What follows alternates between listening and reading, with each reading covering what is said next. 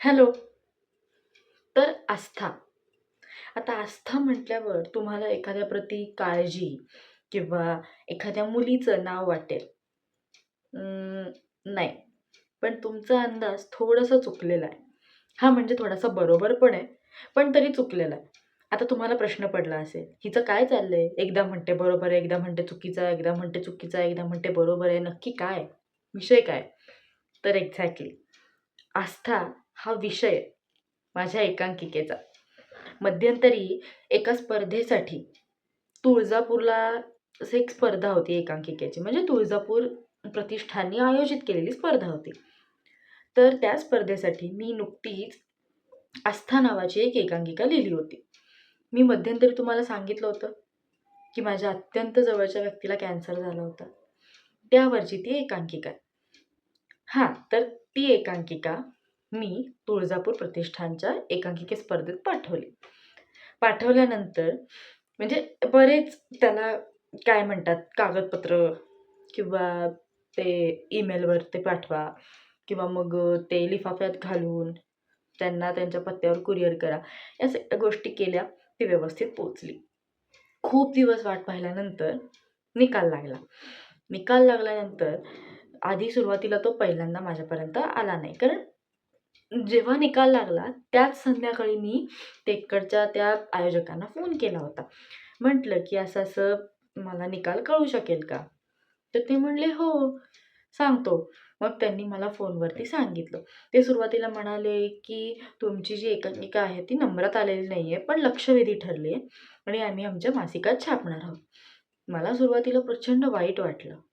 पण मग नंतर मी म्हटलं, की "अरे असं का? नंबर का नाही आला एकांकिकेचा? मी एवढी मेहनतीने लिहिली आहे. स्वानुभवावरून आलेली एकांकिका आहे ती. मग काय प्रॉब्लेम आहे?" पण नंतर खूप विचार केला, आई-बाबांशी बोलले, आजूबाजूच्या सगळ्या माझ्या जवळच्या लोकांशी बोलल्यानंतर मला हे समजलं, की अस्थायी एकांकिका लक्षवेधी ठरली, ते पण पहिल्याच फटक्यात, हेही काही फार किंवा अगदीच वाईट नाही आहे. कुठेतरी माझ्या केलेल्या एकांकिकेचं, कष्टाचं कुठेतरी एक नोंद घेतली जाते हे माझ्यासाठी आतनं खूप कुठेतरी आतनं असं छान वाटणारं किंवा एक काय म्हणतात एनर्जेटिक किंवा बूस्ट युअर मोराल टाइप करणारं होतं. सो म्हटलं ठीक आहे. मग मी खूप चीअर झाले. त्यानंतर पेपरमध्ये बातमी आली, की अशी-अशी आस्था एकांकिका लक्षवेधी ठरली आहे वगैरे आणि त्यानंतर मी डिपार्टमेंटला ती वाचून दाखवली. सुरुवातीला असं काही फार मत अं, मला लोकांकडनं असं झालं, की "नाही, फार फापट पसारा आहे. काही गोष्टी कट कर, हे कर." पण ठीक आहे. प्रत्येकाची ज्याची त्याची मतं असतात and I respect it. So मला काहीच प्रॉब्लेम नव्हता. मी माझ्या पद्धतीने थोडासा चेंज करायचा प्रयत्न केला त्यात आणि मी ते सजेशन अगदी खिलाडू वृत्तीने व्यवस्थित घेतलं सुद्धा. त्यानंतर मला आमच्याच डिपार्टमेंटमधले 2 सर आहेत. त्यांनी सांगितलं, की साताऱ्यात तुषार भद्रे सर आहेत. त्यांनी ही एकांकिका वाचली. कारण ते परीक्षक होते तुळजापूरच्या प्रतिष्ठानच्या एकांकिका स्पर्धेला आणि त्यांनी ही एकांकिका वाचल्यानंतर त्यांना ती इतकी आवडली, की त्यांनी ती लक्षवेधी ठरवली आणि ॲक्चुअली विषय असा झाला, की त्यांनी त्यानंतर 2 दिवसांनी मला फोन केला होता. पण ॲज युजुअल मी जसं तुम्हाला मागच्या व्हिडिओत सांगितलं, की माझा iPhone बिघडला आहे. त्यामुळे या फोनवर कधी-कधी आलेले फोन आपोआप कट होतात किंवा लक्षात येत नाहीत, समजत नाहीत, मिस कॉल दाखवत नाही, अशा गोष्टी होतात. मग काय करायचं? मग मी नंतर आमच्या त्याच सरांकडनं नंबर घेतला आणि तुषार भद्रे सरांशी बोलले फोनवर. त्यांनी सुरुवातच इतकी छान केली हॅलोपासनं. मी म्हटलं, "हॅलो सर, ऋतुजा बोलते ॲक्चुअली हे सांगायचीही गरज नाही पडली. त्यांनी मला डायरेक्टली, "हॅलो ऋतुजा, मी असं-असं तुषार भद्रे सर बोलतोय साताऱ्याहून. तुझी एकांकिका मी वाचली. मला ती प्रचंड आवडली." त्यांनी मला एकच प्रश्न विचारला, "स्वानुभवावरून आलेली एकांकिका आहे का?" म्हटलं, "हो." पण ती अशी काही ठरवून लिहायची म्हणून लिहिलेली नव्हती. लिहायची होती म्हणून लिहिलेली.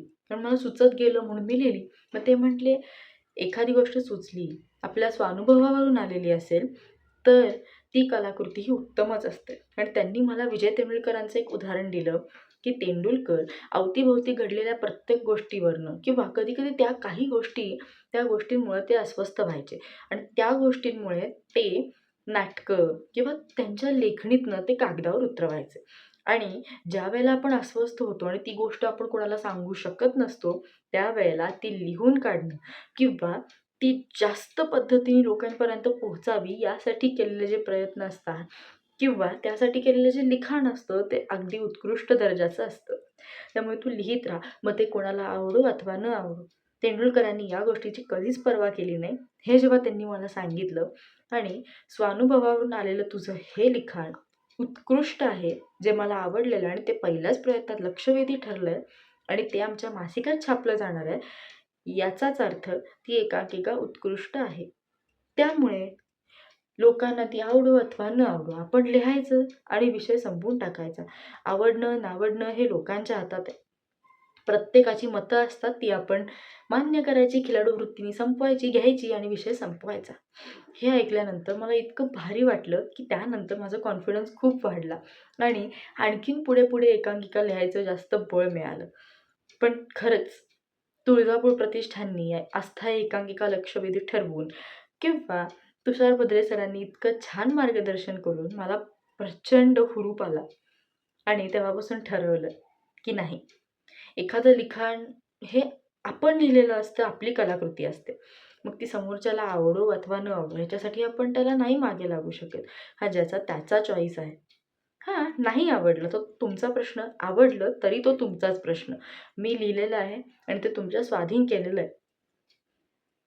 त्यामुळे असं आहे, फक्त इच्छा एवढी आहे की मी लिहिलेल्या एकांकिकेचा प्रयोग व्हावा. फक्त त्याच नाही, ज्या पुस्तकात छापल्या गेलेल्या आहेत माझ्या एकांकिका त्या किंवा इथनं पुढे मी अजून ज्या लिहिलेल्या आहेत त्या किंवा इथनं पुढे ज्या लिहीन त्या. तर एका तरी कुठल्यातरी एकांकिकेचा प्रयोग व्हावा. जसा टॉवेलचा एकदा झाला होता, तसंच आणखीन इतर एकांकिकेचा झाला तरी मला खूप आवडेल. सो या व्हिडिओतनं सांगायचा उद्देश हा आहे की माझी आस्था एकांकिका ही लक्षवेधी ठरली. ह्याच्यात ॲक्च्युली क्रेडिट तुषार भद्रे सरांचं, तुषार आणि तुळजापूर प्रतिष्ठान यांचं आहे अर्थात.